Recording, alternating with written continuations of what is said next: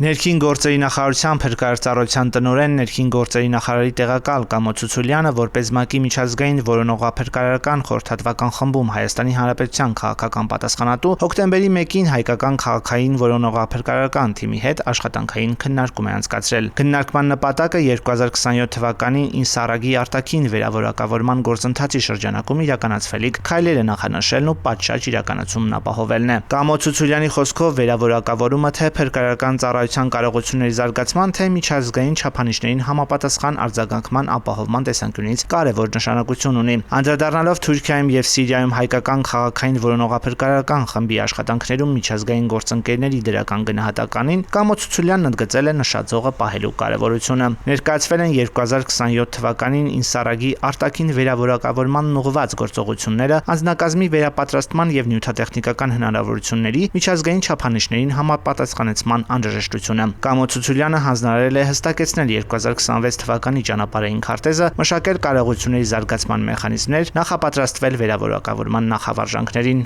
Քննարկմանը թիմի անդամները հանդես են եկել առաջարկություններով վերհանել առկա խնդիրներն ու գործընթացի նկատմամբ վերահաստատել պատրաստակամությունն ու պատասխանատվությունը։